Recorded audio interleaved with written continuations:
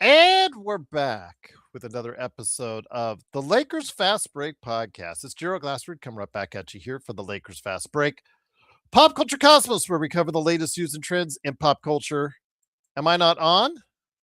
Am I not on? Hello. Hello. Hello. Hello. Hello. I am on. I am on. It's Gerald Glassford. I gotta love.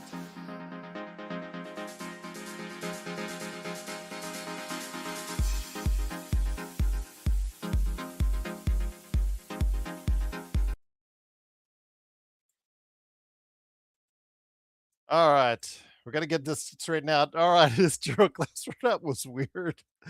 Love technology. Love it, love it, love it, love it, love it. Is Gerald Glassford coming right back at you here for the Lakers Fast Break.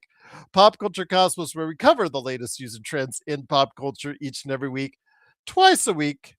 Uh, that was a win is a win is a win. It wasn't perfect, but it is a win. It is Gerald Glassford. Truly appreciate you joining us. I also host the Pop Culture Cosmos, where we cover the latest news and trends each and every week in the world of pop culture, twice a week, wherever you get your podcasts. On the latest Pop Culture Cosmos, now available for members of this YouTube channel, or also as well on the Pop Culture Cosmos on YouTube or Spotify and Apple Podcasts. Josh Peterson and I talk about a Star Wars secession with Kathleen Kennedy out, Dave Filoni in, what's going to go on with the future of Star Wars. We talk about the struggles for the Switch 2, as they didn't have the happiest of holiday seasons. And we also go into depth in regards to streaming shows, some of the stuff that they do, some of the stuff that they put out, some of the things that have been asked recently. Just talked to Ben Affleck and Matt Damon regarding that, what Netflix wanted them to do in regards to the plot, and reiterating the plot for Netflix, plus also as well some of the content and boundaries that streaming shows are able to do. That's why streaming shows are probably creatively a lot better than what we're seeing right now in broadcast and cable. I go ahead into that along with Josh right there at the Pop Culture Cosmos, wherever you get your podcasts. Also, as well, Legend and I have dropped the latest NBA observations. Hopefully, you guys got a chance to go ahead and check this out. Joe, this is called a podcast on YouTube, and you're late as always. But it is, of course, the NBA Observations Show. Hopefully, you got a chance to check it out. It's now available for video and audio purposes on YouTube and wherever you get your podcasts. Legend and I go over the strange, very strange Charlotte Hornets. One day they beat Oklahoma City, they beat the Lakers, and then the next they're getting their butt kicked by Indiana. So, or actually losing to Indiana, excuse me. So we're trying to figure them out. Plus, we talk a lot about what's going on at the halfway point of the NBA seasons. Great conversation with Legend this time out. So go ahead and check it out today at NBA Observations. We also want to give some love once again to the Drip Show Meister himself. Drip Show right there. Loving the Kobe and Gigi Pillow. Always got it by my side. Also, as well, of course, Luke and LeBron, the source of much anguish and the source of much pleasure for today for all of us Lakers fans, because it was a lot of each frustration, enjoyment when it comes to the Lakers. Of course, you got see what I've got right there as far as that great canvas art for you from Drip Show at Drip Show Shop on Instagram and Twitter. Also, want to go ahead and mention that if you get a chance, please check out my good friend John Costa, Clutch Talk and Lakers Corner. He is not going to be here tonight. He did announce the other day he would not be here because today is his, I believe, 27th birthday. So happy birthday again, John. I know I wished it to you twice in person, as far as in the Discord, and then also as well wished it to you as far as on the phone, texting it to you. So happy birthday, my friend, from all of us right here at the Lakers Fast Break. I did surprise you by saying Joe Soro is right outside your door, knocking on your door to wish you a happy birthday right now. So John proceeded to go ahead and go through the window and run away down the street. But of course, it's the Lakers Fast Break. Truly appreciate you joining us. Thanks again for being a part of what we do here. Please like and subscribe, get the latest notifications on when we go live on the air with the latest Lakers Fast Break podcast. JSJ is bearing itself out, but you saw the best of Timmy and you saw the reason why he was having a hard time finding a consistent place in the league on the defensive side, JSJ. You've got to hide him on defense. It's that simple, but gotta love Timmy on that offensive end. El Rosto's here. Thank you so much, El Rosto. Appreciate the super chat as always. A triple double for Luca. I know as much anguish as we gave him during the broadcast today, he ended up with a triple double as the Lakers came into today on the start of an 8-game road trip. And boy, the defense in that first half was not something to remember, especially the fact that the Lakers at times were down double digits, fought their way back to close at the end of the half, but lost their composure, lack of discipline, whatever you want to call it. The Denver Nuggets went on an 8-0 run in a matter of seconds, and Luka got his 13th technical. His 16 will get him a suspension for a game.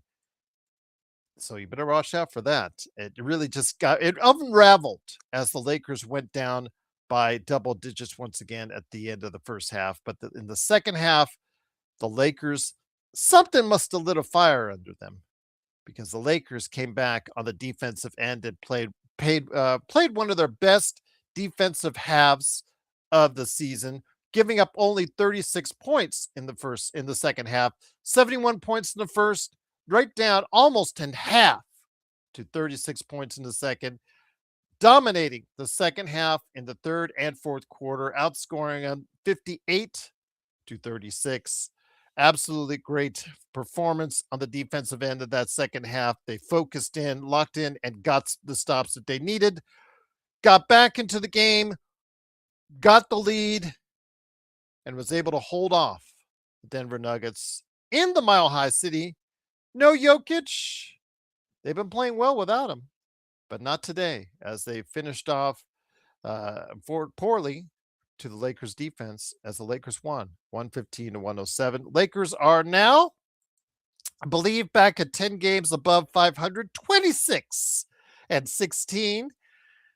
With a lot of action going on, some teams right next to the Lakers moving up, some teams right next to the Lakers moving down. The Lakers are 26-16. They're 9 games out of first place in the Western Conference. They are now in 5th place as of right now, a half game behind the Houston Rockets, and they are essentially in a tie with the Phoenix Suns and Minnesota Timberwolves because all 3 teams are 9 games back. The Lakers just have some percentage points ahead of Phoenix and Minnesota at this time. But yes, with what's gone on in the Western Conference, all it takes is one loss or one win can move you up and down dramatically in the standings. So right now, the Lakers are 5th place in the Western Conference.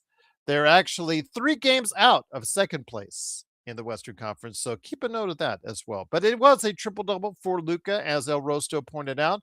Want to go ahead and give him some props. Yes, it was frustrating at times. Could have made some better choices in that first half on offense, but you can't fault Luka as far as overall shooting. 12 of 21 from the field, 3 of 9 from 3.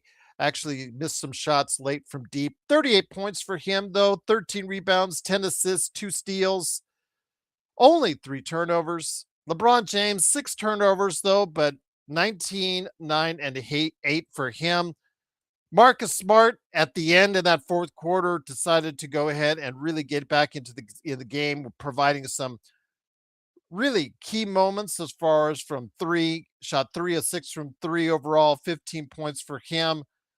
Provided some good defensive stops as well. A critical shot as far as from Aaron Gordon. He did foul Aaron Gordon, but he got fouled himself on the follow through. Really nasty kick to the groin area that everybody saw out there. But again, really great that the Lakers held the lead and finished it off for a 115-107 victory. What do you guys say out there? How you doing out there? All right, doing okay? We are winning the championship. JJ, always good to have you here, part of that. What's going on, Trojan Fight? Fight on, Trojan. What's going on? Good win tonight, surprising but still good. Yes, because it didn't look good for a little while, Trojan. The Lakers, especially with that 8-0 run at the end of the half where they seemingly lost focus, lack of discipline, what have you. They what was they went to a 14-point lead, I think, from they were it was a close game to a 14-point lead for Denver at the half. And I know a lot of people out there were kind of troubled by what we saw. I was troubled by what we saw because of that just fact that you gave up so many points in such a small amount of time. It was just really not the way you want to go ahead and close out your halves. But again, the Lakers didn't pay for it. They didn't pay for the fact that they missed LeBron missed several free throws at the free throw line. He was terrible at the free throw line today. He even took that with the day he was having. He even took that technical in the second half. And I was saying, is there anyone out there on the floor that could have taken that free throw better that instead of him? Is there a better free throw shooter out there? And Gabe Vincent, in minimal attempts, he does have a better free throw shooting percentage. But again, LeBron just assumed he's going to take it. So he took it. And there you go. Nick T says, why do they keep on playing Gabe Vincent? Gabe Vincent, again, I just mentioned him right there. He did not have the greatest game of the world, but 5 points for him. 17 minutes. Jackson Hayes, 4 of 5 shooting for him, 9 points and 5 rebounds. DeAndre Ayton only gave you 15 minutes, 4 points, 8 rebounds. He did get hit in the eye, so I hope he will be okay. Drew Timme, everybody's flavor of the month, this guy who I said that, like to see get some minutes to, has been getting some minutes as of late. 9 points for him on 4 of 6 shooting, 3 rebounds. This is his opportunity. He is someone who has bounced around the league. Again, one of those guys that is just looking for an opportunity. It's not perfect because you saw him on the defensive end get owned on a couple of occasions. That again, that's the reason why he has a hard time sticking in the league. But offensively, you can see this kid can shoot and is a good passer. I really think that the Lakers might give him even more of a look as long as he can continue to play like this. Rui Hashimura, tough day shooting for him, 4 of 13, but still gave you 9 and 6. And again, the Lakers did pull out the victory, 115 to 107. Very heavily reliant on our top 2 stars today. I know that doesn't sit well with everybody because we were talking about how on the Discord how everybody needs to get more involved when Luke and LeBron. It's just they don't have a trust factor with their teammates. It's just seemingly looks like that at times. But again, they were able to get back in this game. Credit to the Lakers playing better as a team, especially on the defensive end of that second half and getting the victory 115 to 107. El Rosa says, based on the results for January 2026, the Lakers did not come back to win their game. They lost to the. Yeah, I know exactly. Well, they got it today, but they got it. We'll take it. JJ Rick, do you think we are title contenders? No, I do not. Do not think we were title contenders now. And we just beat a top 3 seed without their top player in Nikola Jokic. And they're one of their top defenders in Christian Brown, I believe, was also out of the game. So you tell me, JJ, you're not going to get us to fold and say differently than what we've been saying from one game to the next just because the Lakers win one game and then they lose one game and then they win one game. So come on, JJ. Yes, you're wasting your efforts typing it up on the keyboard when you say that stuff. But Nick T says he's proud of Luke. When Nick T says something like this and he has not been on the Luka train, it tells you. Now, Luka, again, in that first half, I wish he would have, kept his composure more. He did take a ill-advised 3-point shot that was about 14 feet too close. I mean, it was just, it was short. I'm sorry, 14 feet too short. It would have been nice if he just looked a little bit more for his teammates in that first half. But you know what? Again, you got to give him credit. He and LeBron, for despite all the things that we say, did focus more on the defensive end in that second half. They forced turnovers, both of them. They both looked like they were more engaged and gave effort because they saw that if they did, that would help this team lock in and get focused more on the defensive end and get them victory. And that's what happened. They did. they follow the example set sometimes by Luka and LeBron. When Luka and LeBron get all mad, get all pissy at the refs, they stop focusing on defense. They don't go back on transition defense. They just sit there and argue with the refs like they did near the end of the first half. That's what happens. The rest of the team just really just loses their focus as well. And that's what happens with that late run in that first half, which was just so irritating to watch. But I think whatever was said at halftime by either JJ Redick or what was said at halftime by LeBron or Luca, maybe to themselves or to their teammates, really helped them lock in. You got to give credit to the entire team for focusing in on the defense on the second half and really getting the victory tonight. Again, a good victory indeed. It is, of course, 115 to 107. The Lakers are 26 and 16, back to 10 games above 500 and fifth place in the Western Conference. Again, it is, of course, Gerald Glassford. Thanks again for watching this thing. Michael says, Timmy time. Timmy time. Timmy, again, solid on the offensive end. Defensively, again, not the prettiest, but my gosh, I really think, again, when I said a while back, he should get some time. He should get a look when he was into South Bay and he didn't have the two-way. I said the Lakers should try to give him a look. And you know what? And they did, and he's been good so far. He's been good. He's been promising, and I'm hoping he's going to give the bench some consistency going forward. Your search said that they shot like God in the first quarter. Denver did. Yes, they did. They did indeed. Stefan says, "What's up going on, Stefan? Message me what time you said you want me on your show. You haven't come to agreement on the time, so let me know what times you're available tomorrow. Shoot me a LinkedIn on that. Thoughts on the All Star voting? Is AR going to make it as a reserve?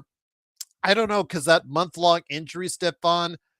My guess is he does, but maybe as an injury replacement. That's just my guess, is because he's coming back. And if you didn't hear the news, JJ announced earlier today that whoever said that the All-Star break, that he was out to the All-Star break, man, they're smoking something because JJ, the injury was always they were going to reevaluate it at the end of this month.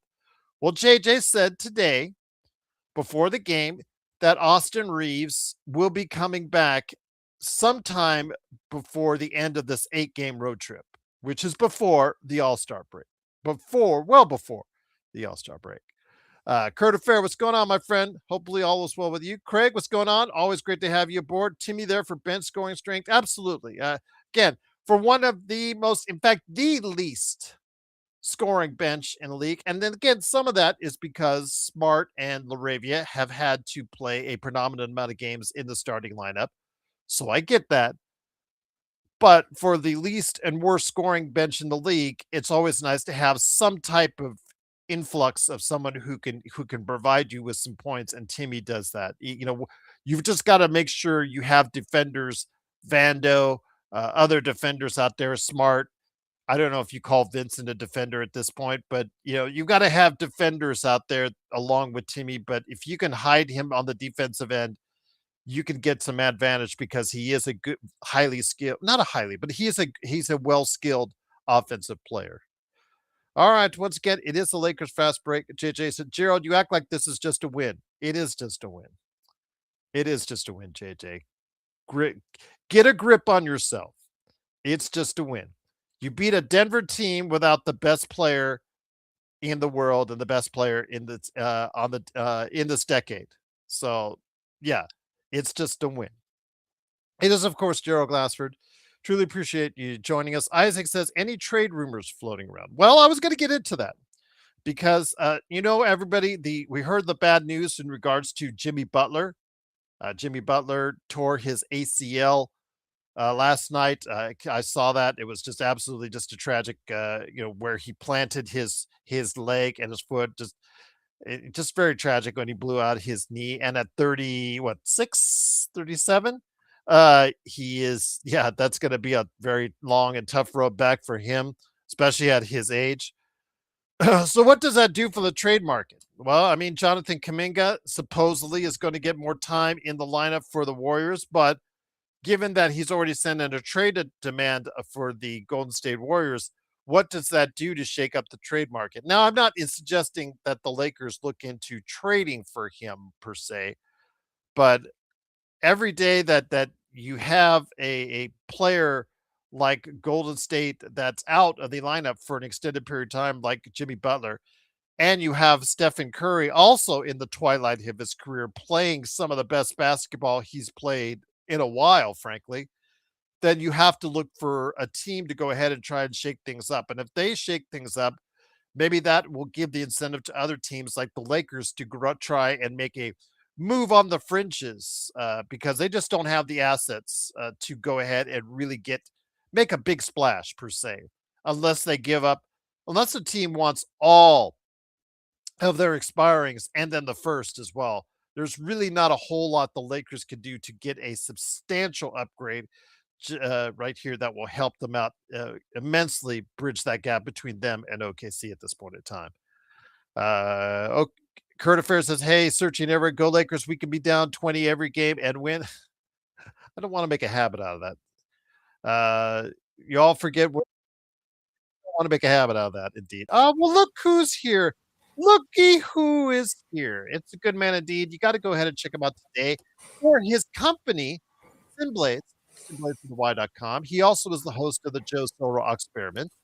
It is, of course, Joe Soro. Joe, first half, again, a lot of issues and nitpicks we've been making for a long time regarding this team and the players.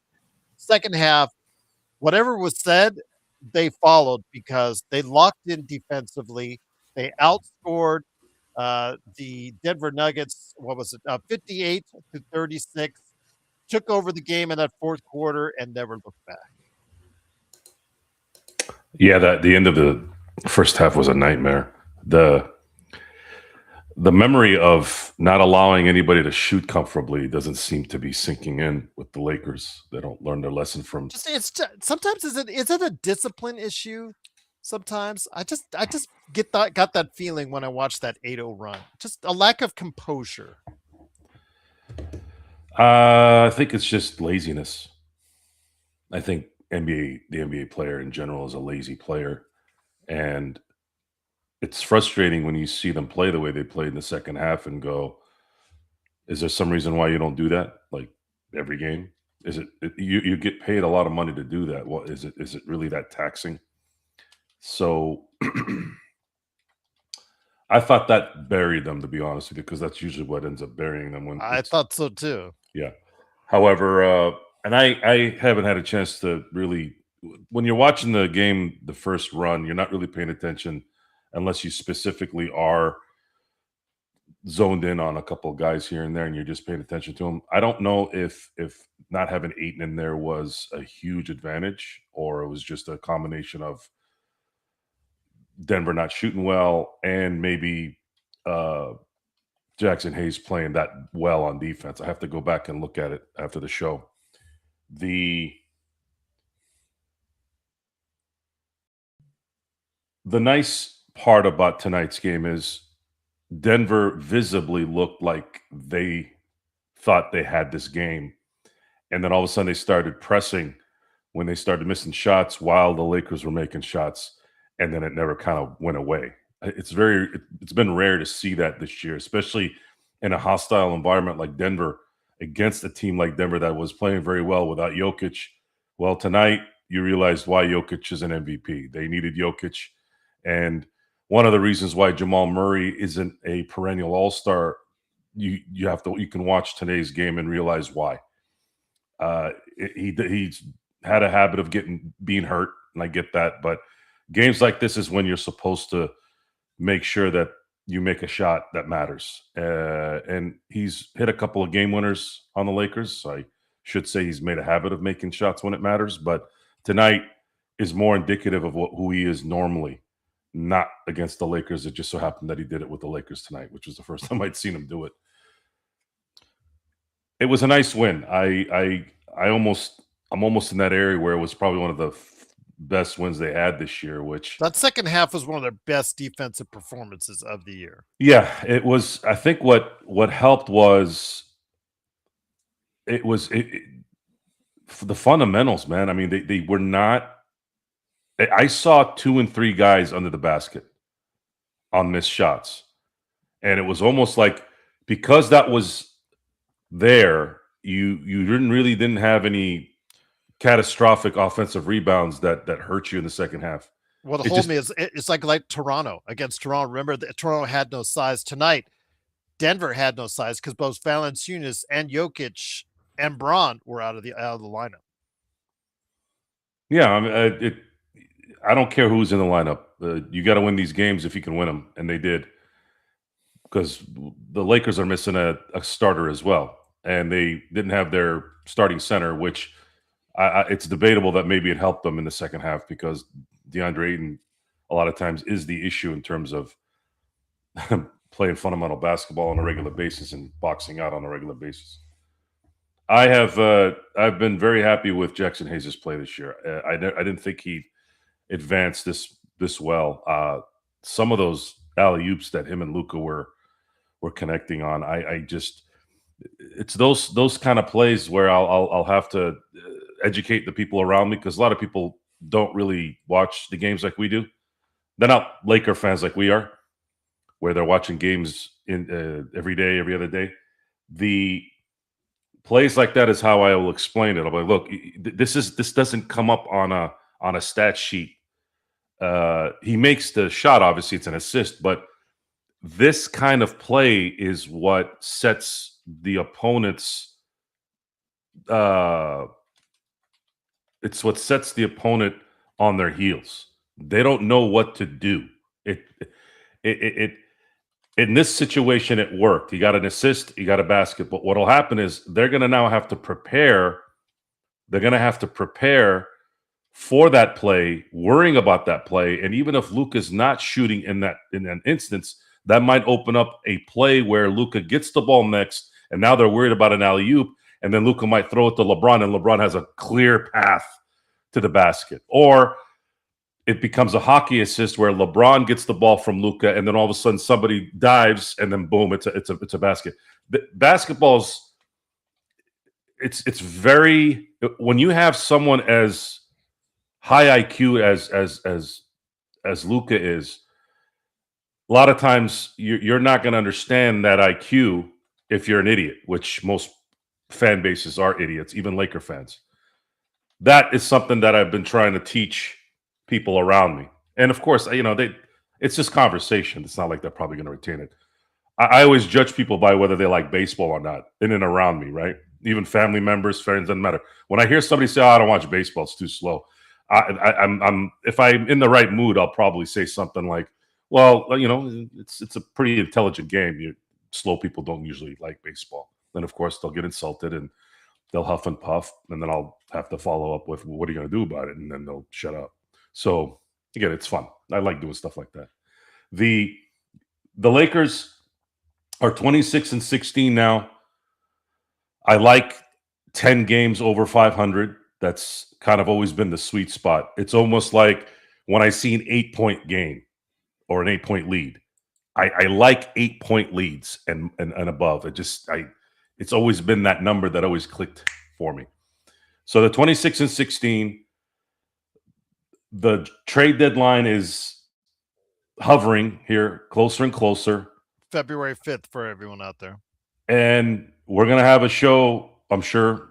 I'm going to set up the day for us to I don't know if anybody remembers last year I think we were on I think I did 12 hours.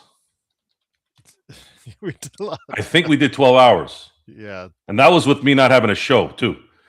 But of course it's not what it used to be either. I don't know if there's going to be a lot of movement this year.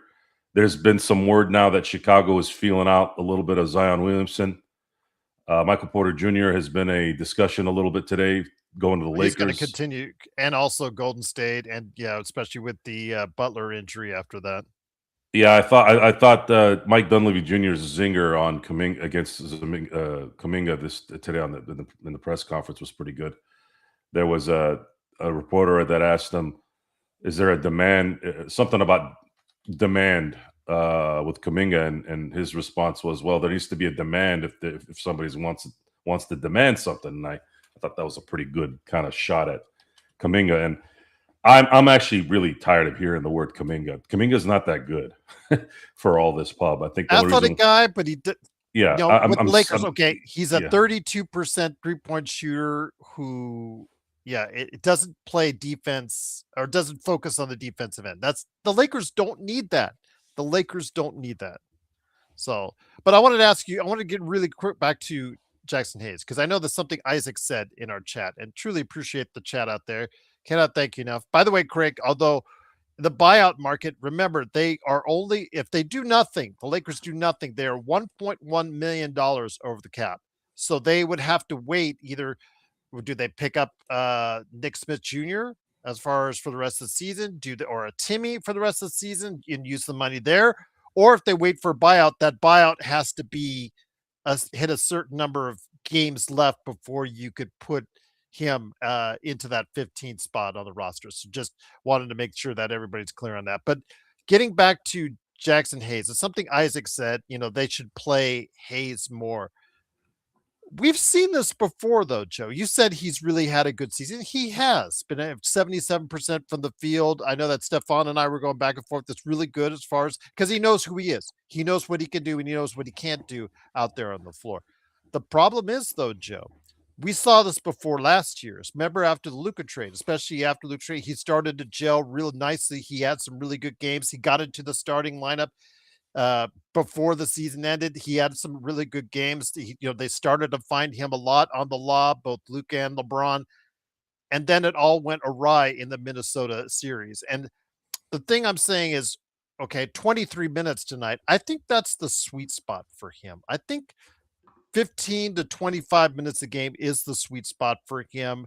When you put him more out there, then the cracks, I think, start to show up a little bit more. That's what I'm trying to say. I think 20 minutes a game is a sweet spot for Jackson Hayes. Yeah, 20 minutes, 2025 is really his max. He's a relief pitcher. He's not a starter. Relief pitchers aren't going to, with all due respect to Mr. Will Klein, he connected with the baseball gods for about 4 innings in Game 3 of the World Series and made it happen. But that's a rarity. That doesn't happen very often. That happened on necessity and it worked.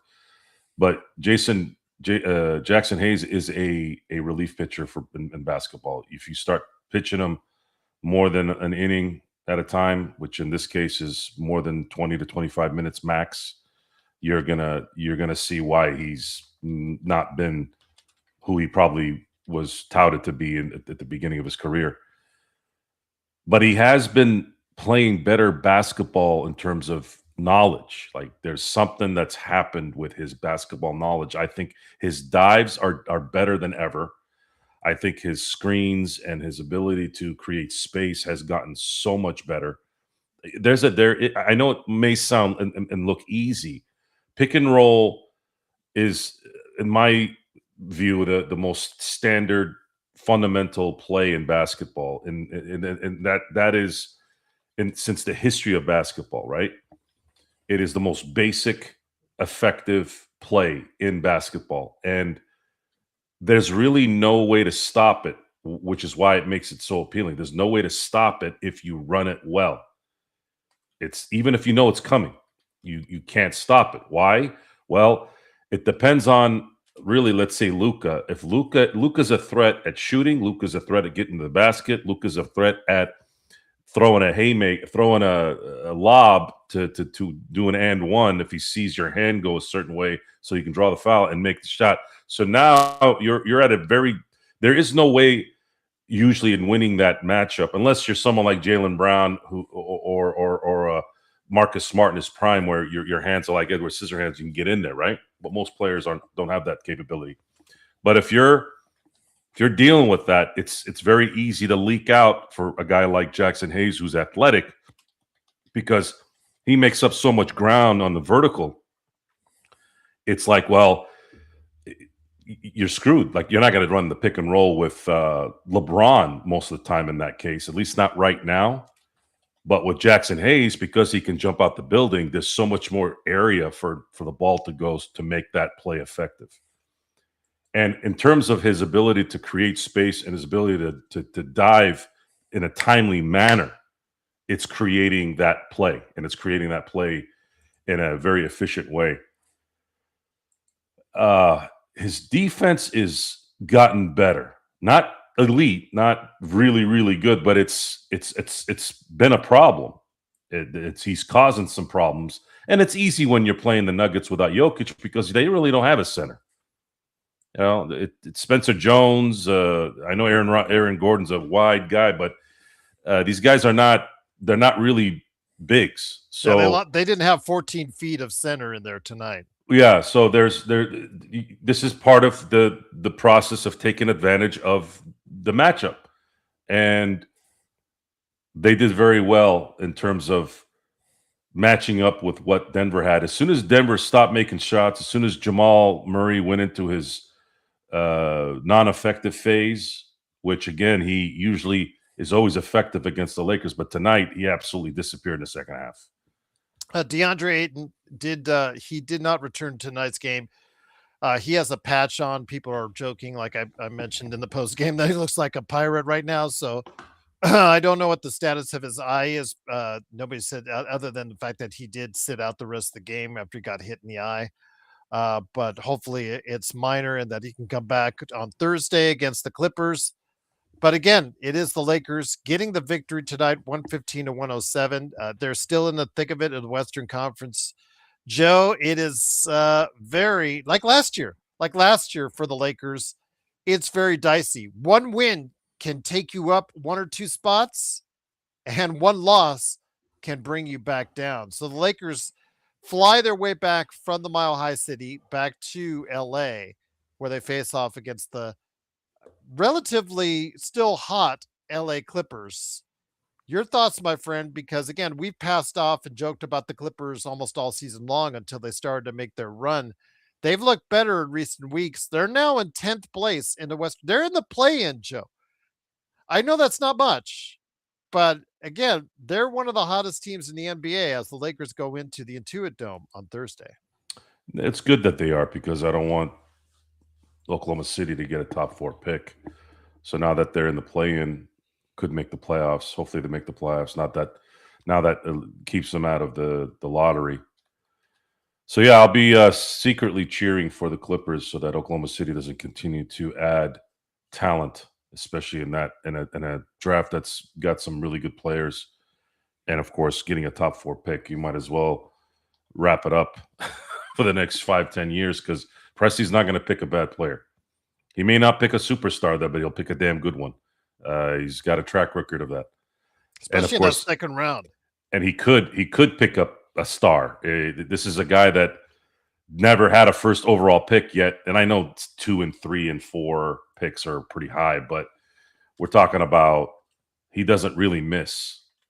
He just doesn't miss. He doesn't miss because his evaluations are top notch.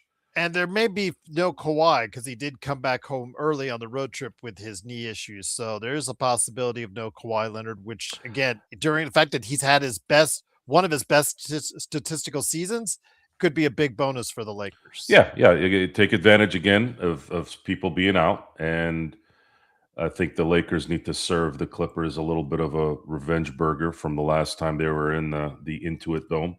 Hopefully the Lakers are into it enough to where they can beat the Clippers, finish off this Intuit run there.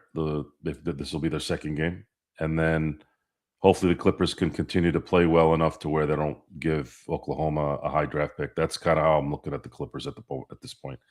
Looking at their competition, you got Portland, you got Golden State, which both of those teams could eventually just kind of drop off. Golden State is likely looking at a drop without Jimmy Butler. That's just gonna be how it is. They're already hurting. And that's what I want to talk to you about with 3 weeks left with the Kuminga saga going back and forth. They lost pretty big at home tonight to Toronto. They ran up the score big time on them. What are your thoughts on what Golden State might do before the trade deadline, given their current circumstances? I don't know what they can do, honestly. I really don't. There's definitely something there for Kuminga to there's definitely a team out there that would like Kuminga. There are teams out there that would want his services. What they get for that, that's the question. Is it Michael Porter Jr. out of Brooklyn? I don't know if that.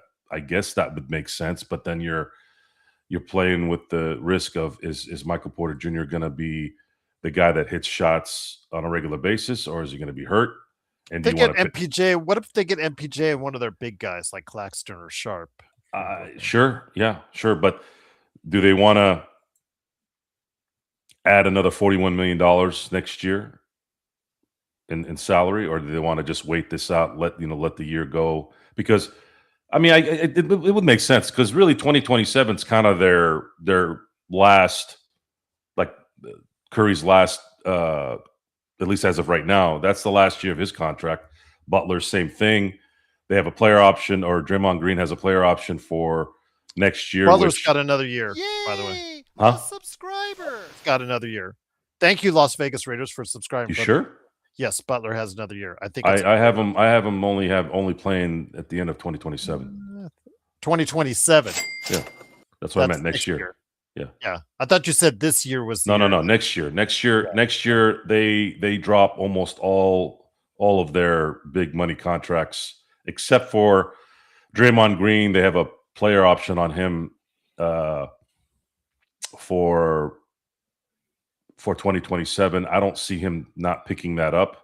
And then Kuminga is a team option, which I think Kuminga should be traded by the deadline because I think they can get something for him now. And then if the team that picks him up decides, we don't want to deal with this, then they have that option as well. So did you see that thing with Draymond Green and Mike Brown?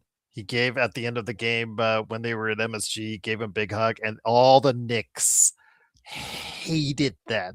That's how bad it is right now in New York with Mike Brown. And somewhere Tom Thibodeau is laughing.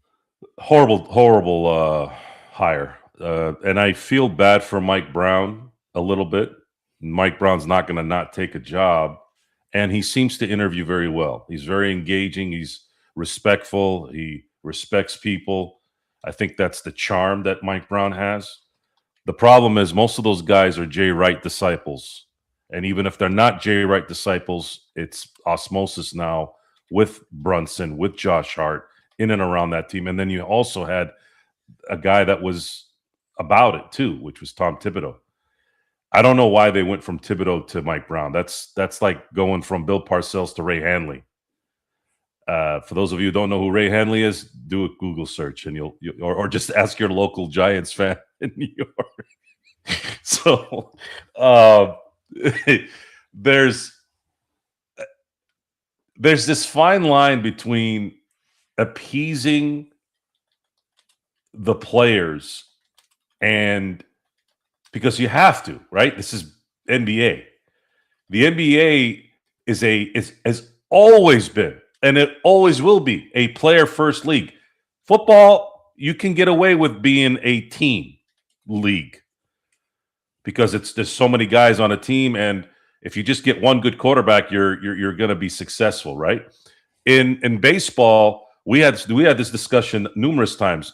No matter how great you are in baseball, whether you're a pitcher or whether you're an everyday player, you only have so many opportunities during a game to make a difference. It's not like you can just keep putting Ohtani out all 9 at bats, right? Mm-hmm. So, but in basketball, you this is as player driven as any sport has ever been, and because there's only 5 at a time, right? It's in a team sport. This is it. So, New York, anything that Draymond does is an irritant. It's an irritant. And I'm still waiting for somebody to sack up and clothesline him when he's going to a layup. Once again, it is, of course, the Lakers fast break. I know it's not my money, but I honestly think if I was making $20-30 million, I'd make the clothesline look a little more like I was playing the ball, but really Dennis Rodman him. There you go. Or Kevin McHale. That was deliberate. There was nothing there. Well, I know, but that was a good clothesline. I mean, as much as we hate Boston, you got to admit that was a nice clothesline right there as far as clotheslines go. from the world of wrestling. And again, it is the Lakers fast break. The Lakers 115 to 107. Intel Wild in the chat. Denver went ice cold in the second half, but that's why we won. But I'll take it. Again, got to credit some of the Lakers defense because it did tighten up. But yes, they did go cold indeed. Intel, it was great to see. Robert Wheeler is back in the chat. He's asking you, do you like the fact that Marcus Smart is a wild card on offense? He was 0-4 in the first half, and I believe he was 5 of 6 in the second half, 4 or 5 in the second half, including 3 triples. So he helped the Lakers. He was the only other player besides Luka and LeBron in double figures. He says he thinks it's super beneficial to have a player who can break the scouting report for most teams who prefer to leave him semi-open. In other words, erratic. This is his whole career, Joe. One day, he's never been shy about taking shots, but one day he's hitting them, and the next day he's not. And today, in the second half, he did. In that fourth quarters, primarily, he did hit his shots. That's really what it is you cross your fingers and hope that he's going to hit that corner three, which he did tonight. Mm-hmm. Those corner threes are what sets everything up for LeBron and Luka to open up the lanes and allows those lanes to be free enough to where you can get those nice dives by Jackson Hayes in those pick and rolls with LeBron or Luka. Press, what is it? Drop coverage. Our good friend Angry Coaching always talks about drop coverage. Gerald, tell the crowd what is your feeling on drop coverage? Just handing them a free shot. Just basically, it's just you're giving them a free open look. This is not a legitimate description of this, but I call it the one player zone. That's really what it is. Drop coverage is deadly if you can shoot. And if you can shoot, it still will allow you to play good 2-on-2 basketball or navigate through the defense.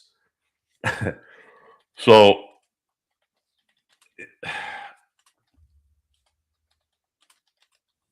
if you stick to the fundamentals, even if you're not shooting well, we've talked about this a few times.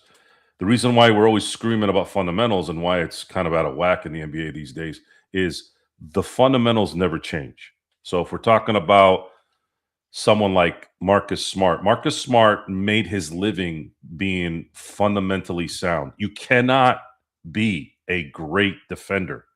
Even if you're not the great defender you were 4 years ago, you still have the memory, the instant memory of how to fundamentally set your body, set your mind, set your focus on the guy you're guarding. That's why I liked Marcus Smart coming here, because those guys are very rare, especially for a guard to win a Defensive Player of the Year. Gerald, do you know who the last guard was that won Defensive Player of the Year before Marcus Smart won it in 2021?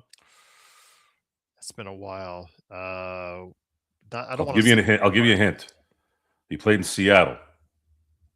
Dennis Johnson? No. Gary Payton, 1996. Yes, that's right. The glove. Yes. So, and we have done shows on this in the past where I never understood the laziness of. I know why they do it, because a lot of these pundits, journalists, I don't even know if we call these guys journalists anymore. Really, not very few. Analysts, they are lazy voters because they're on the East Coast, they're this, whatever. To me, what is more difficult, Gerald? Is it difficult for a 7-footer to be the last line of defense and make a problem for that guard or forward coming to the basket and then getting a rebound that's right there all year round? Or is it more difficult to guard someone and keep them from scoring on a regular basis? To me, I think the NBA made a major mistake not giving more wing and guard Defensive Player of the Year awards. I think giving it to the center because he's got more rebounds and more blocks is a very lazy vote. And you're right on that. I agree with you on that. Yeah. So and why is that important? Because we had, I think, one of the worst votes, which was LeBron. I think it was 2011 or 12. I think it was 2012. Mhm. No, 13. Sorry, 2013. They gave Marc Gasol the Defensive Player of the Year, yet he wasn't on the first team. How the hell did that happen? How does that even happen? You have the Defensive Player of the Year that year, and he wasn't even on the first team, all defense. LeBron should have won. LeBron should have won Defensive Player of the Year that year, and he got hosed. There was a few years where I thought, even though he's a big, that because I think Duncan's kind of the exception to the big guys because he does his is not just block shots and get rebounds. That guy had a fundamental focus and a fundamental gift that very few have had. Very similar to Magic and Bird, because I always use those guys because they're not overly athletic yet. They don't need to be because they're that freaking ahead, right? Like Michael Jordan, Kobe Bryant, of course, they're fundamentally freaks, but it wasn't fair because those guys were fundamentally perfect, yet they were jumping out the building on top of that. But I think he lost at least one Defensive Player of the Year award. I would say in 03. There was years where I thought Kobe should have won it. So again, it's as far as Marcus Smart's ascent the rest of the year, you're gonna have to cross your fingers and hope what you saw tonight happens in the bigger parts of the major games as they continue. Well, again, I said during coming in the season, I didn't want to commit to him in the starting lineup because I was worried about his health. And early on, his health was an issue, but I got to give him credit. He's been out there sometimes for the best, sometimes not for the best because there are plays which make you scream, I cannot believe he did that. Because we talk about Vando sometimes when he makes those bonehead plays. So does Smart from time to time. And again, these are things that when I reached out to Boston specialists or people covering the Boston Celtics to talk more about Marcus Smart. These are some of the things that, again, it comes with the territory when you have a Marcus Smart on your team. Question, though, was brought by JY. I want to make sure it because you always love touching back on previous eras. Better defender overall, Marcus Smart or Michael Cooper? I can't make that assessment. I didn't watch Michael Cooper play as a grown adult. I've seen footage of his ability to, with his length, very. He was the best defensive player on him. I'd say if Larry says that's the best defensive player, a lot of times I take those comments with a grain of salt. But although Larry Bird's that guy doesn't have any salt, that guy's legit all the way through. If Larry Bird said that's the best defender he's ever had, then you can't get away with not saying Michael Cooper. He was a pest on defense. I'll just leave it at that. I mean, again, I prefer the guys to. I think maybe this is more an aesthetic thing for me. I like the way Marcus Smart looks. He looks like a Rottweiler. He's got a gigantic cranium that looks like he can destroy you with just his head. But that's my only. I've seen him play numerous times. That's the only knowledge I have. But if Larry Bird says Michael Cooper, then it's probably likely going to be Michael Cooper. And Michael Michael Cooper was also a specialist on top of that. See, even though they didn't shoot a lot of threes in the 80s, he was one of the few that did shoot threes, and he was very effective there. So he was, I'd say, one of the first of the 3 and Ds in basketball, because three-pointers weren't the thing until the ABA NBA merged, right, in '76. So the 80s were kind of a little bit of a stepping stone to the three-point culture, and then the 90s a little bit more, 2000s a little bit more, and then obviously it took off when Steph Curry made it a pageantry. Want to go ahead and mention again, the Lakers did win 115-107. Lakers 26-16. Intel has a question for you, Joe. Joe, you down for some shots? Oof. Sure. Where do I rank Kobe all time? This goes back from our previous show. I rank him in my top 5. I am MJ1. I'm probably going to lean Kobe. What did I say before? Kobe 2 or 3? I think 2. I'm a big Wilt fan. I really want to put Wilt as my number 3, and then LeBron 4, and then 5. It changed.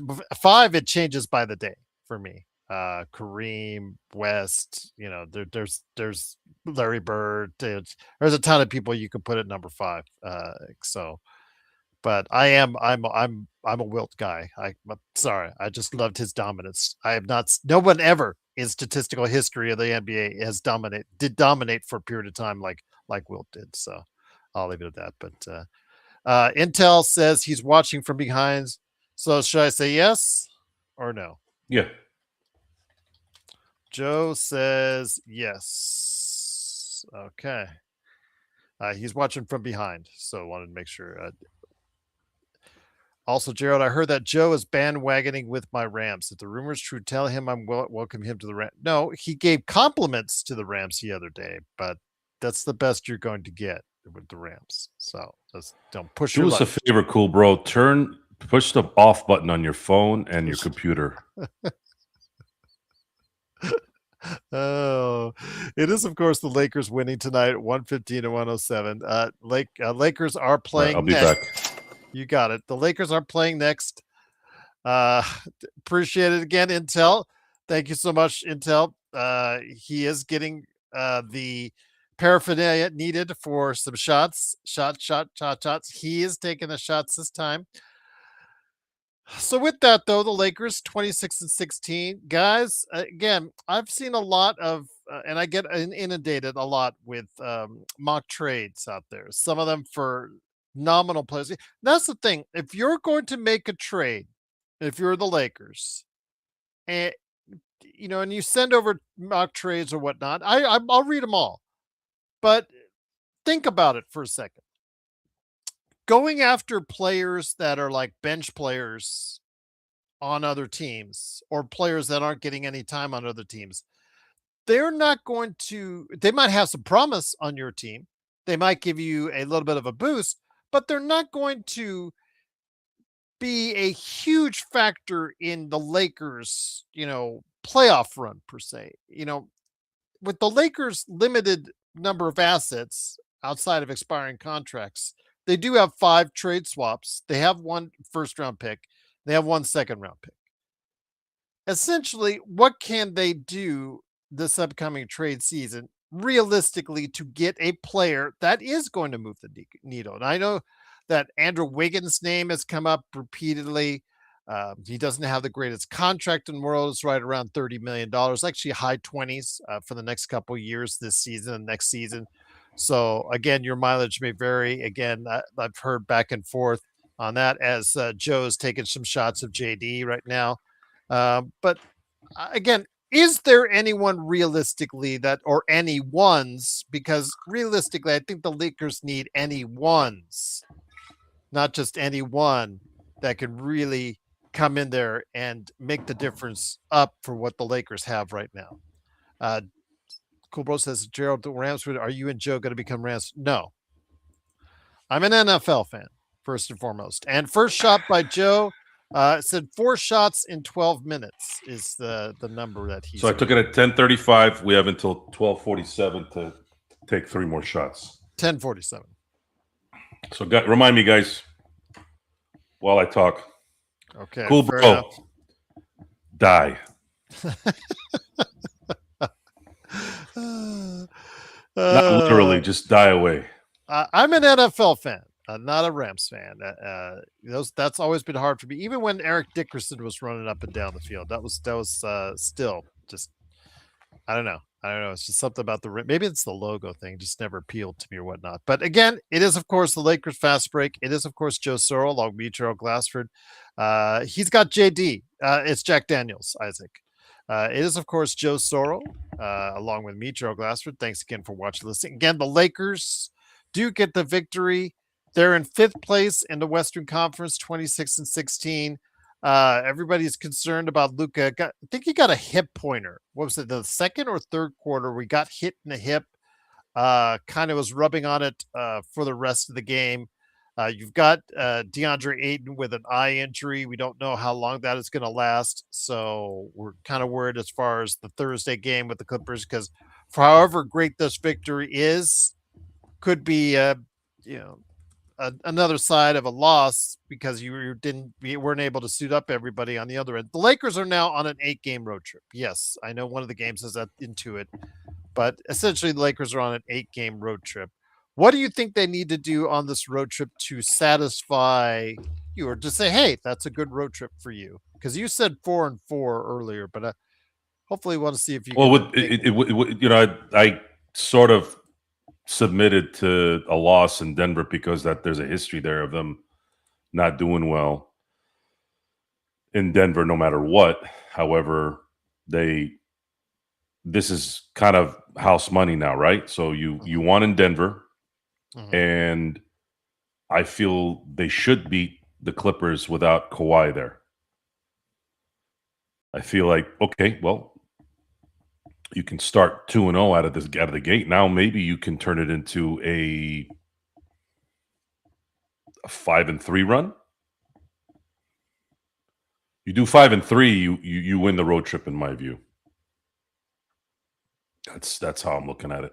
That's a fair assessment. 5-3 is good, and the Lakers have been playing amazing, better on the road than they have at home. When you look at their stats, Joe, the Lakers right now on the season are 14-8 away from home and 12-8 at home. So, and they're not playing juggernauts. They're not playing Oklahoma City. They're not playing San Antonio. They're not playing. I think that's probably it, right? They're not playing Detroit, so they're going to go into Dallas. They're going to go to Chicago. Dallas, Chicago, not bad. Cleveland, good. Washington. So then you got New York, which is going to be a tough one, and then Brooklyn. So if you look at, if they win on Thursday, now they're 2. Now they got to win 3 of the next 5 games. I don't see why they can't beat Brooklyn, Washington, and either Dallas or Chicago. Now that puts them at 5-3 for the run. It's very doable if they win on Thursday that they could go 5-3. For sure 4-4 at that point, because I don't see them losing unless there's a major injury from Luka or LeBron. I don't see them losing. I don't see them losing 6. Just I don't see it. This is the first time the Lakers have. And they're going to be home, by the way. Sorry. They're going to be home for a while. So if they can get out of this 5-3, that puts them at right now, that puts them at 30 and 31. 20. No, 30 and 19. 31 and 19. Yeah. 30 and 19? 31 and 19. 31 and 19. So you now finish that last crazy road trip. Well, there's another one in March, but at least with that one, they're playing Houston in back-to-back games, so they're not traveling in that. But this is probably the one where it just seems like it's a lot of time. Then they come home. They come home from March 6th. I'm sorry, February 5th, and then the All-Star game is going to happen, right? In between the 12th and the 20th. So from February 5th until February 25th, they don't go anywhere outside LA. That's freaking 3 weeks that they're not going to travel. 3 weeks. And even when they do travel, they're only going to Phoenix and San Francisco.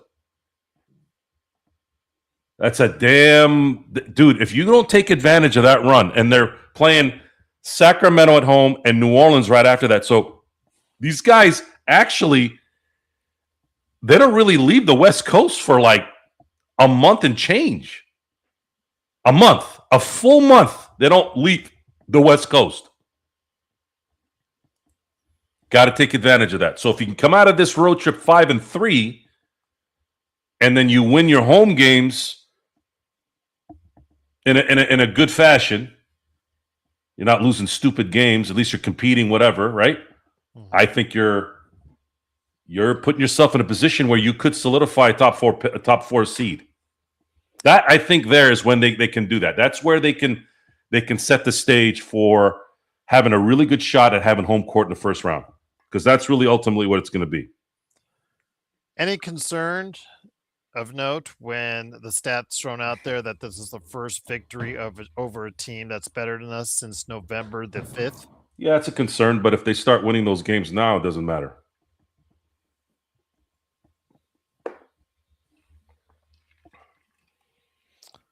Again, Joe adds that number 2, or is that number 3? Yeah, that's number 2.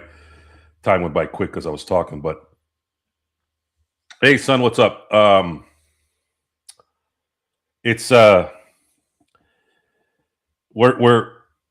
it's always going to be on eggshells. They'll lose the next game and then everything goes to hell, right? Then they'll win a game and then we're excited. This is the life we have to live. The return of Austin Reeves may need an adjustment too. I don't know if it's going to mean losing games that they should win, but there will be an adjustment. And JJ did announce that Austin Reeves will be back at some point during the 8-game road trip. So guys, whoever said, again, I will reiterate this again. Some of you guys were like spreading stuff around there that he was. No, they're not. There was some posts that he was going to be gone for another month. The original from Shams was a month from his original injury. That's what I go off of. It's the official report was that they're going to reevaluate him in a month from his original injury the day after Christmas. And so I went off that, have been sticking to that, and it looks like it could be even better news because he may be able to come back, which is right around a month. It's right around a month is what it will be when he comes back, which is always good news. I'm going to say this. With you too, Darth. I'm going to say this. I don't believe that Rob Pelinka will keep his job regardless of what happens this year. At some point, he will definitely be out of the job of what he's in right now. But what he could do is he could maybe allow himself, if this is something he wants to do, is stay with the organization in a different capacity, even if he has the general manager tag. Just not player personnel stuff, right? And draft stuff. Just, again, being a general manager, much like how Mitch Kupchak was when Jerry West was in charge. Input a little here and there, but ultimately the decision is going to be made by the player personnel guy or the VP. What we need as Laker fans for Rob to do is he needs to get one more guy at the very least at the deadline where it doesn't compromise the cap for when they need to go out and get free agents, either this year or next year, and someone that can actually help the team in a way where you're like, whoa, this guy's going to really, really help get shots in, play defense. I have no idea who that is. No idea. Zero. We've named names. We've done a lot of that stuff, but it's just not. If he can bring that to the table and give the team a little bit of a shot, it could mean the future with him staying with the Lakers. And this is all, again, I'm just kind of thinking out loud here. Joe is lucky I'm like at the halfway mark. Otherwise, Joe would be hammered by now. What does that mean? So that's number 4 you're going to have right now, right? Because you just had 3. Yeah. There you go. It was 10:47 was the 12-minute mark. So I know Isaac wanted some Quattro, salud. There you go. I know you. It's number 4. Intel number 4. I know that he wanted some juicy rumors. Writing for Bleacher Report, Eric Pincus has named the Lakers as a realistic landing spot for Herb Jones, Jonathan Kuminga, and Triple J, Jaren Jackson Jr. You could do Triple J this year before his contract extension kicks in. It's I think around 35 right now. Jonathan Kuminga, again, he's on that weird 2-year contract because of what he had to deal with as far as the situation between him and Golden State. Herb Jones, his contract, I think, is in an extension or remote already. I'll have to check and see on his contract. But I would say of the three, Joe, realistically, who of those three are the biggest possible target that the Lakers would be interested in getting of those three? I think the only one that makes sense from a effective standpoint would be Triple J. And that would be Jaren Jackson Jr., by the way, guys, in case you guys are confused. The Herb problem is Jones, by the way, is making about $14 million, and then his extension kicks in. Yeah, here's where things get interesting. Rich Paul wasn't a completely useless in terms of his assessment of bringing in Triple J, because I had mentioned that a few weeks earlier. I just didn't include Austin Reeves in the deal. I want you to imagine this, Gerald, because I did think about this recently.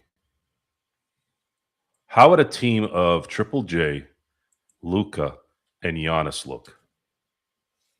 Oh, that would look great. Because the thing is, you're not relying on Triple J. If you're not relying on Triple J, Joe, and you're using him as a third option, that's a great third option because of all the different things. We've seen the talent that he has. You saw him going against Ayton when they were playing those back-to-back games, what this kid could do. But it seems that he underwhelms so much because he's only averaging like 18 or 19 on the season. This kid should be averaging 25 every single game with his skills. He should be rebounding a lot better. He can block shots. He can do those type of things. He can shoot from distance. He has so much in his skill set, but yet doesn't do as much as you'd like. And it's kind of frustrating that way. But if he's your third option to a Giannis, Luka trio, I'm in. I'm in for that. I'm in for that all the way.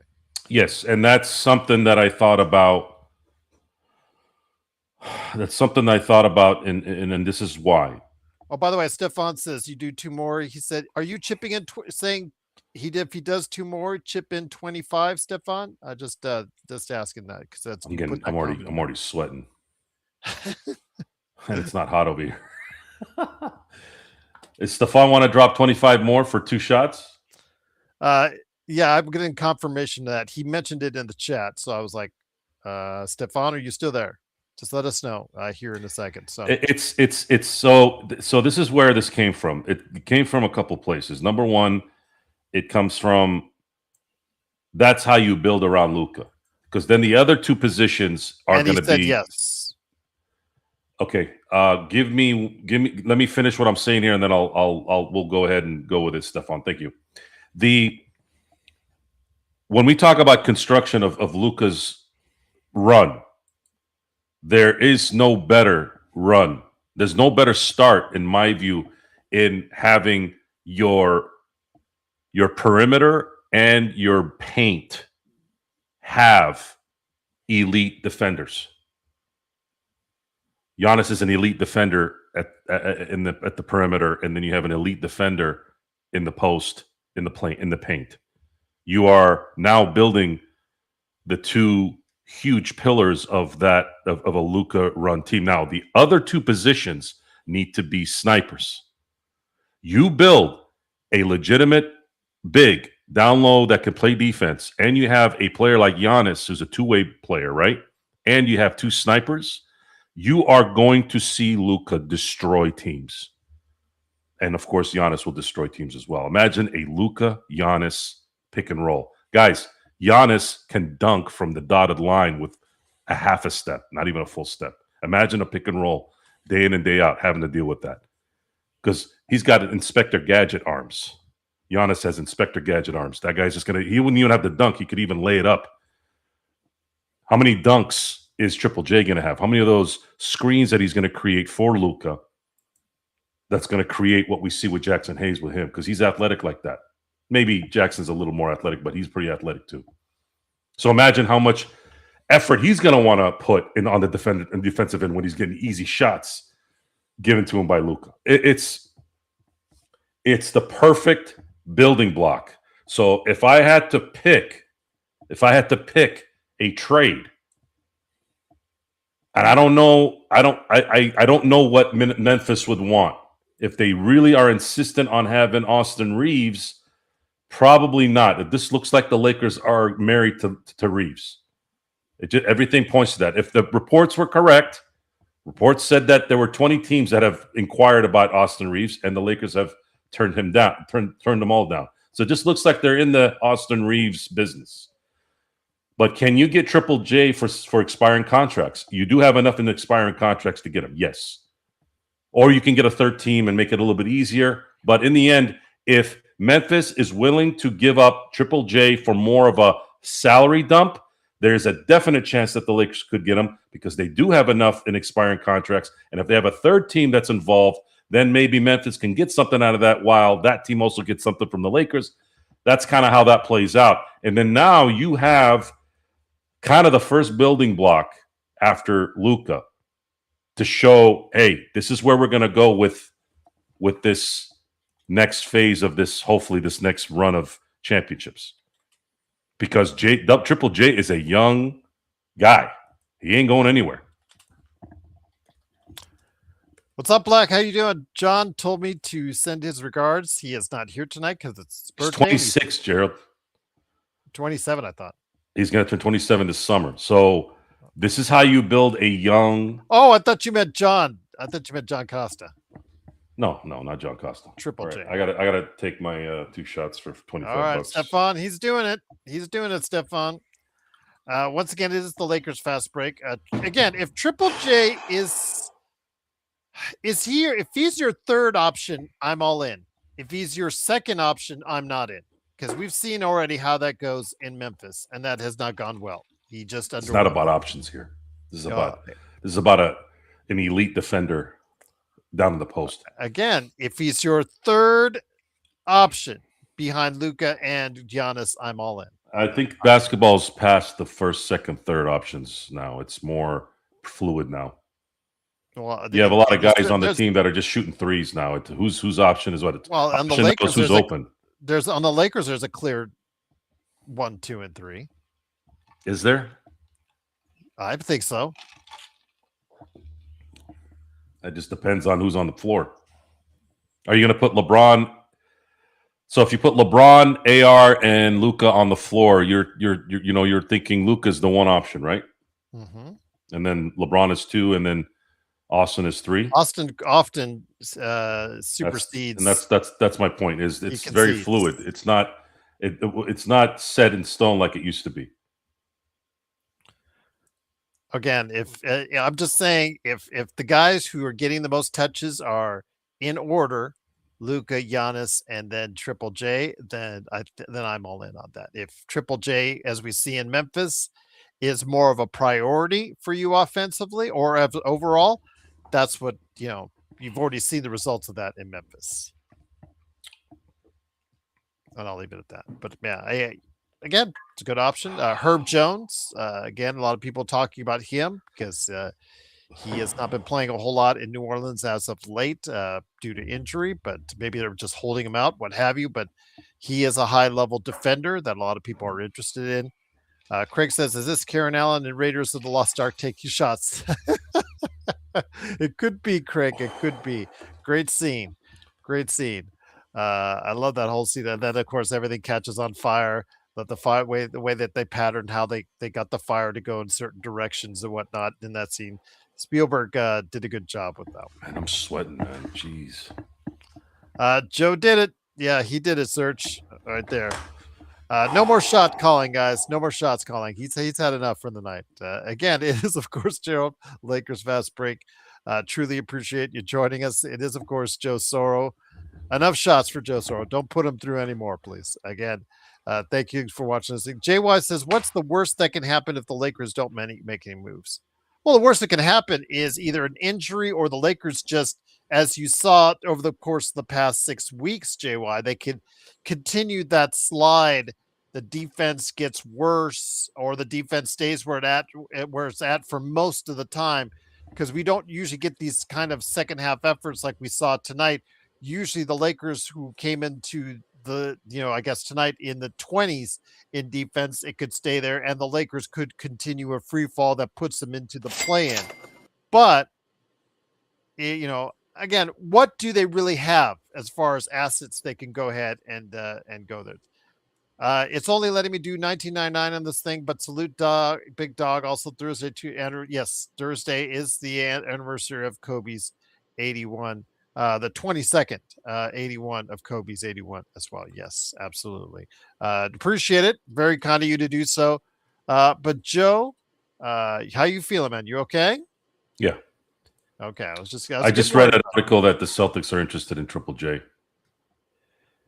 Yep. I think a lot of people are interested in Triple J, given the Memphis season right now, given the fact that there's not really a whole lot of interest in Ja Morant. So there you go. Yes, but thank you, Stefan. Appreciate the super chat. I heard another super chat coming up here. Did he send another one? Oh, there you go. Yes, he did. He got the 25 in there in 2 parts. So, hey, YouTube's weird on that. Just I don't know why. I don't know why they do that, but appreciate the 25 that you put in there. Thank you again. It is of course the Lakers fast break, but Joe, again, big win for the Lakers. It keeps them in the thick of things in the Western Conference. What if they don't? Let's put JY's question to the test. What if they don't do anything at the trade deadline? Because that is a great possibility given what Rich Paul, who I hate to give credit to on this, but I have to give credit to him, said about the Lakers' 2 current timelines about being competitive, but leaving that beautiful cap space open this summer. That's probably why then. But what if they don't do anything? Maybe they have their sights set for something in the summer. Then they don't want to compromise it, because you would compromise a lot of it, especially if they decide to keep Austin. That's my issue here right now. My issue is, are you really going to max out Austin Reeves? If you max out Austin Reeves, that's the issue. That's a problem, especially if you go and get. You're not going to do that if you get Triple J, though. Even if you don't max him out, even if you give him a $200 million contract, which is not maxing him out. I don't think Austin should make more than $30 million a year. Okay. And I've come up on that because I was thinking 25. He's too one-sided. You can't give max money to Colin Cowherd said, when you give max money to a very good quarterback, not an elite quarterback, your team is stuck because you can't better the team around him enough if you're not elite, because you've got so much money allocated to a very good quarterback. That guy can't take you over the hump typically if you're paying that guy max money, elite money, when he's not elite. He doesn't cover enough deficiencies in the other spots that they can't afford to get, because he takes up most of the money. And that's what Austin Reeves would do. Austin Reeves making more than $30 million a year, if he's making $40 million a year, is going to put the Lakers in a very bad spot, even if they got Giannis, because it's still not a balanced team. It's not the best team you can build for Luka Doncic. Luka Doncic with Giannis and a Triple J is what you want to build a Luka team with, because Luka doesn't play stout defense. You need other guys on that floor that can do 2 things. 2 need to be able to play defense, and 2 need to be able to make shots. And then one of those here and there need to do both in spots. There is no this is not an argument. This isn't something that I opinionated on. This is exactly what needs to happen. If you don't believe me, go look at what Dallas was building in Dallas. But the problem they hit there was Kyrie. And all you got to do is watch the 2024 finals. Kyrie was exploited. Kyrie ran out of gas. Luka was playing with one leg. You have to have a balance for Luka. If you really want to be a perennial title team every year with Luka as the captain, you have to build the other 4 players with at least 2 stout defenders and 2 snipers, 2 really good shooters. Otherwise, it's going to be inconsistent. You're constantly following your tail. So they need to make that decision. Can they do it?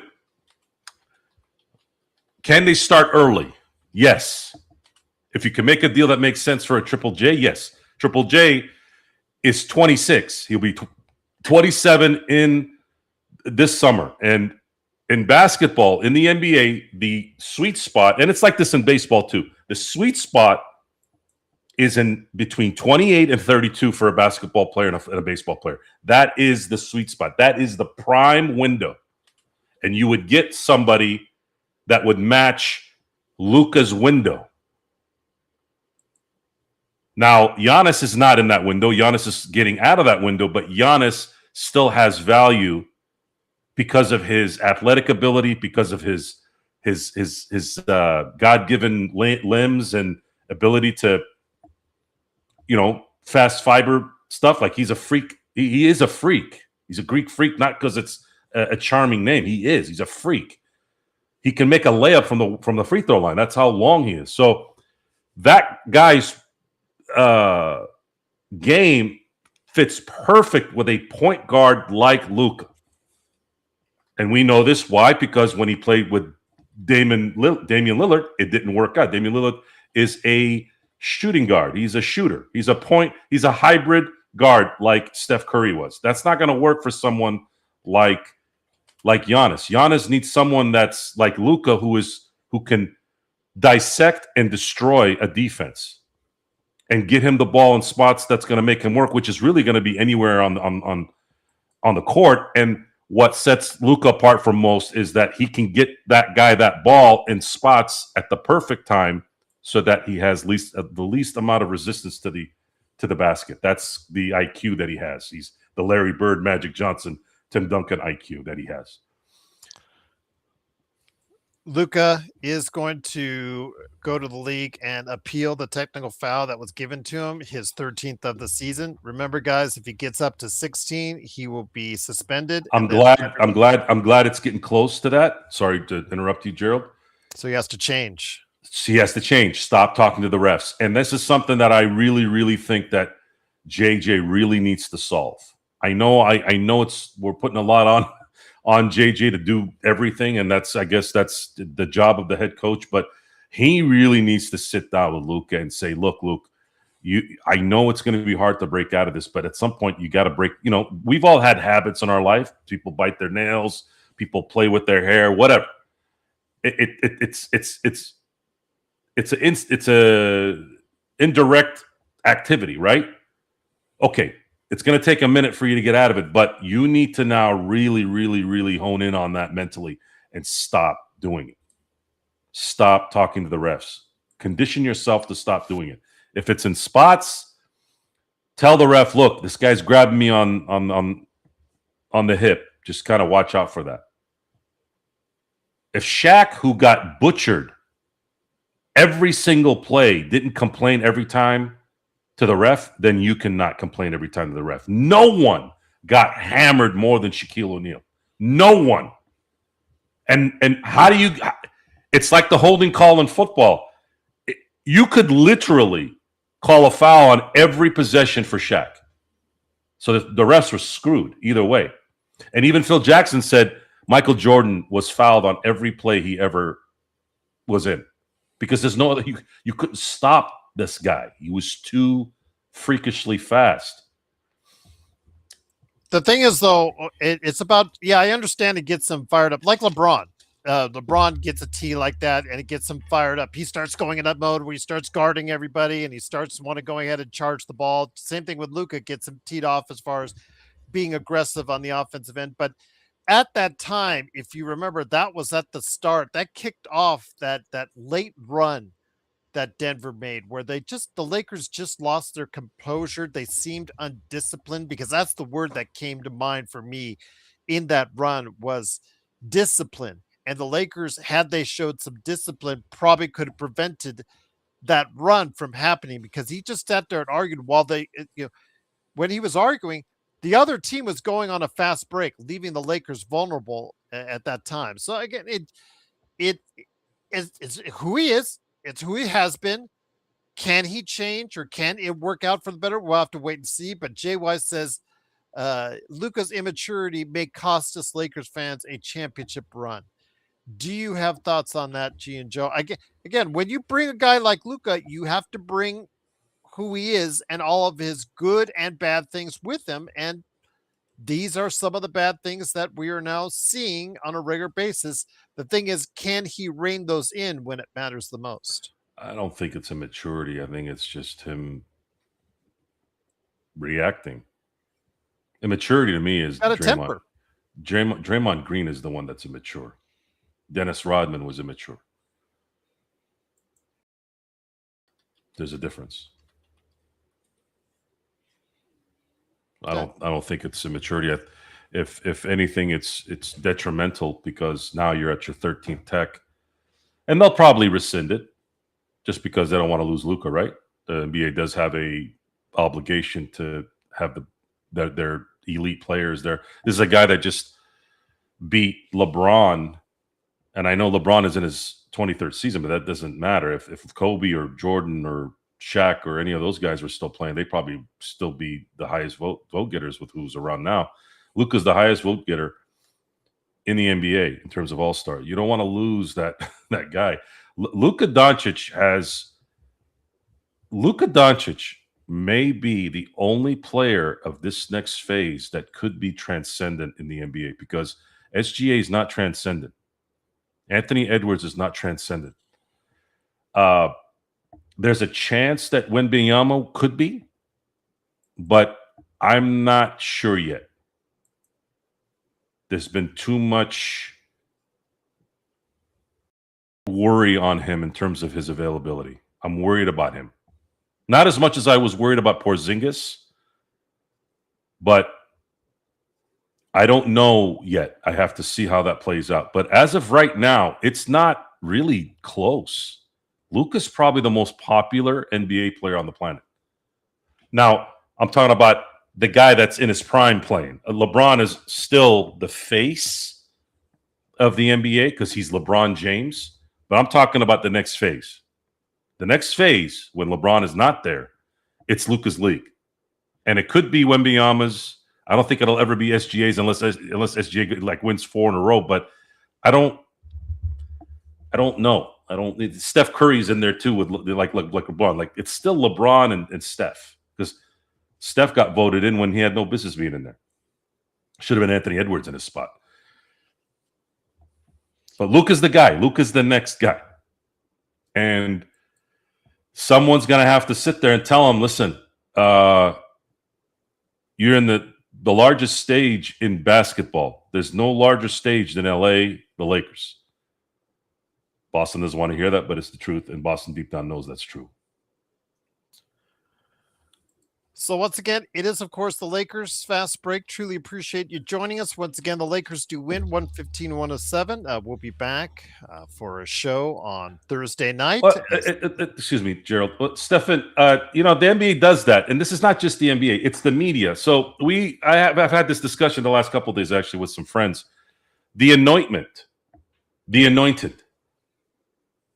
There's most of the journalists and most of the sports prognosticators, analysts, anal just in general, they are not very talented.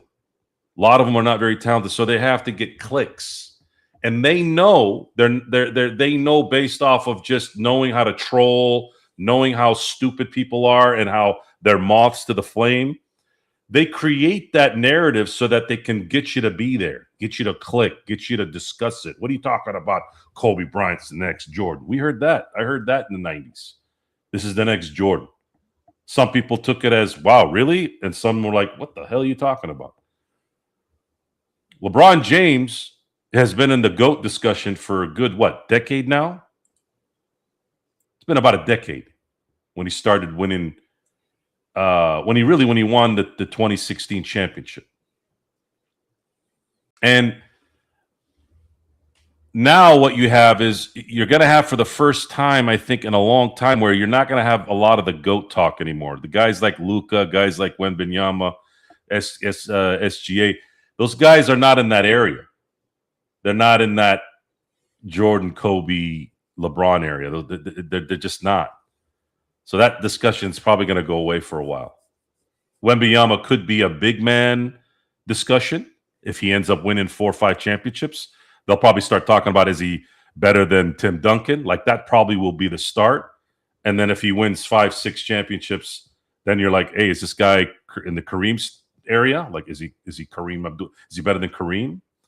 That's probably what's at stake there. As far as Luka's concerned, I don't really know if he'll ever be in the GOAT decision. I don't think he ever will. It just he'll be definitely in the point guard area, but he'd have to win a lot. He'd have to win 6 championships to be in the Magic Johnson area. You can't get in the Isaiah or well, even Isaiah. He was sort of not even really a true point guard. He was kind of like the first of the hybrids. But he's not going to get into that Magic area unless he wins a lot of championships, especially in LA. Yeah. So yeah, it's a wasted discussion at this point.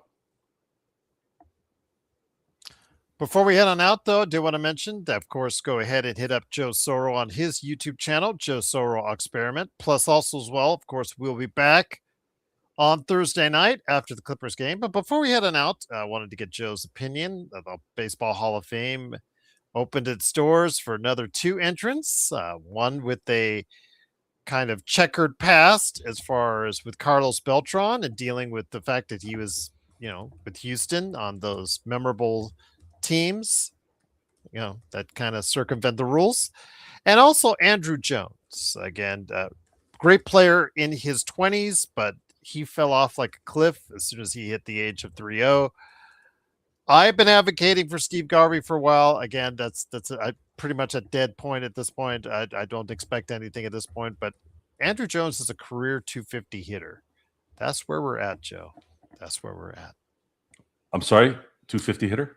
252. I'm sorry. I don't want. Who's this? Andrew Jones. Andrew Jones went in the Hall of Fame because of 10 Gold Gloves. He went in the Hall of Fame much like how Ozzie Smith went in the Hall of Fame. Okay. And I'm not against it. Okay. You're just not.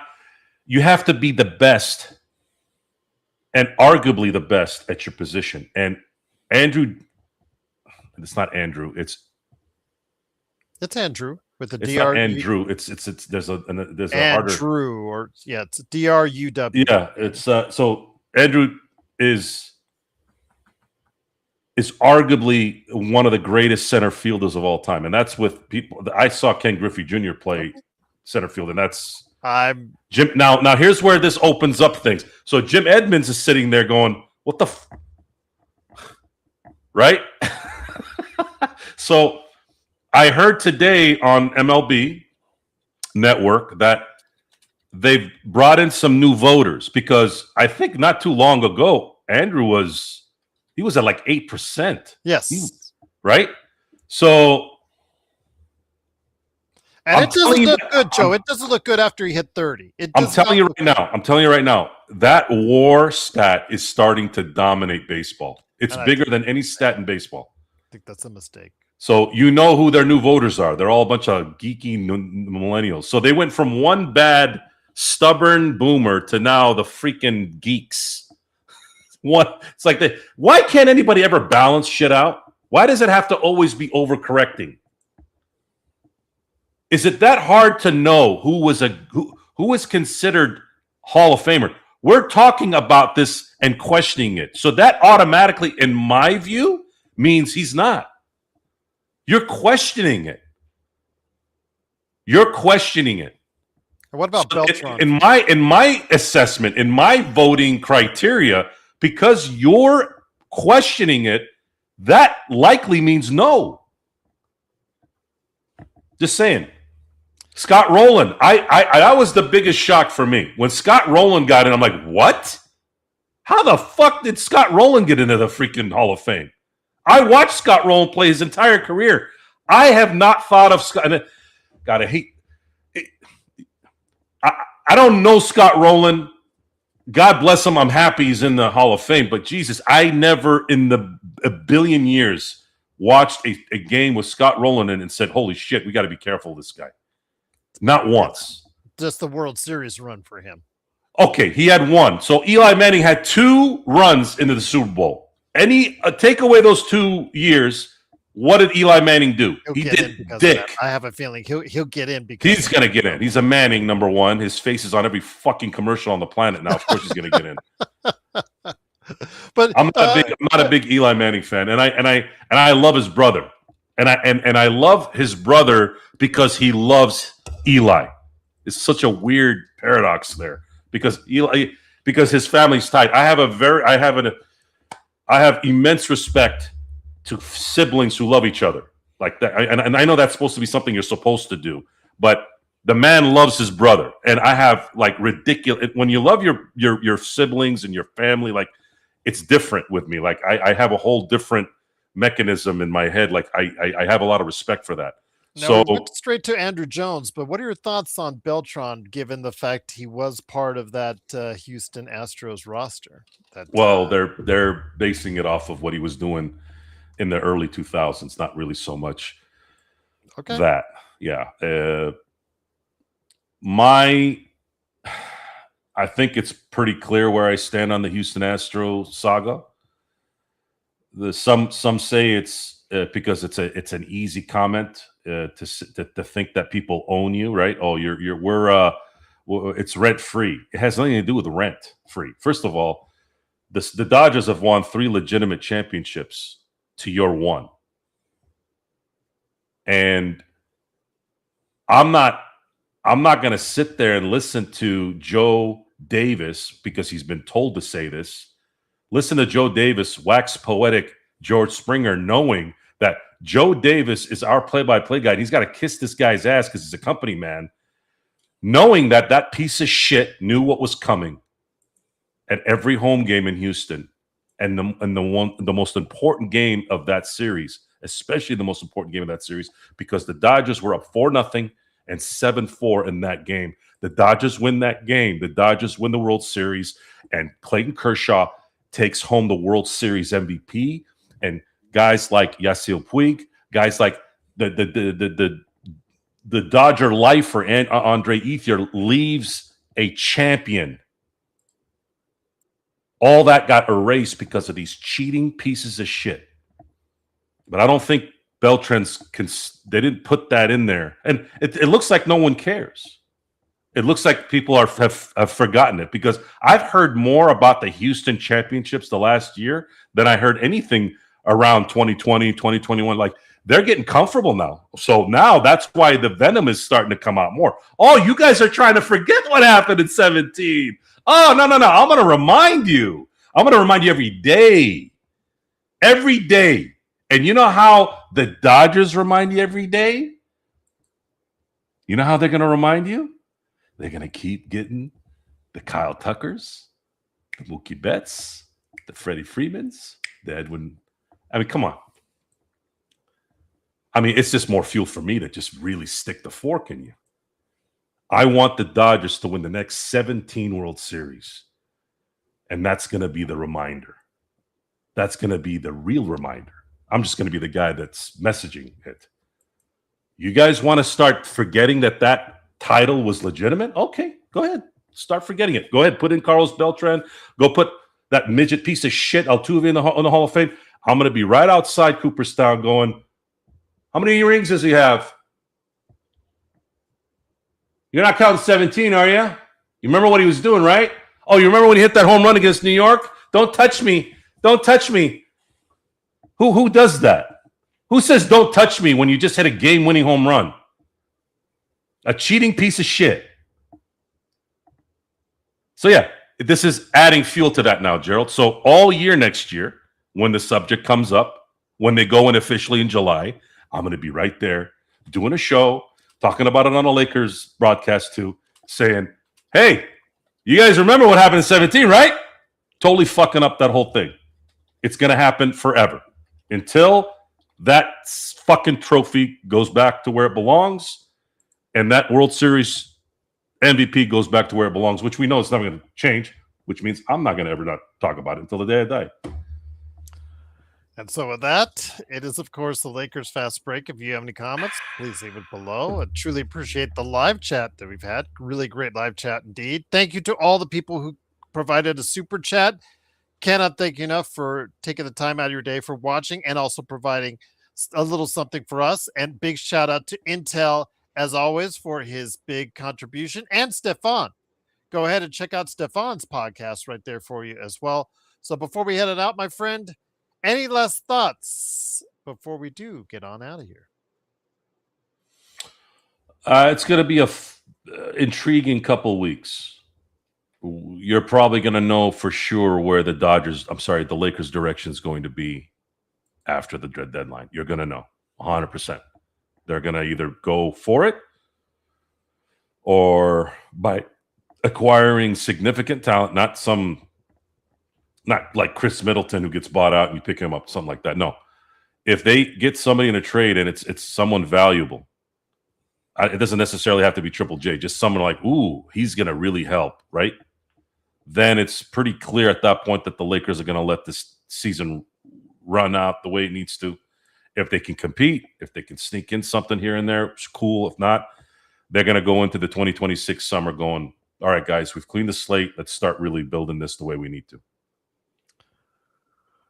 Appreciate everyone joining us. Once again, it is the Lakers winning 115-107. They're now 26-16, currently fifth place in the Western Conference. Remember, they are essentially tied for fifth place because there are three teams that are 9 games back in the Western Conference behind OKC. So with that, how does it move up or down? We'll find out after the Clippers game on Thursday. So for Joe Sorowitz, me, Gerald Glassford, thanks again for watching, listening, and all your contributions. Indeed, it has been a pleasure serving you tonight with the Lakers winning. Everybody seems to be in a good mood. It's good to see when the Lakers are in a good mood because everybody's happy. Let's hope the happiness continues as the road trip continues with game number 2, kind of a road game because it's at Inglewood in the Intuit Dome with the Clippers. We'll see you after that game, the Lakers and Clippers on Thursday night, right here at the Lakers Fast Break Podcast.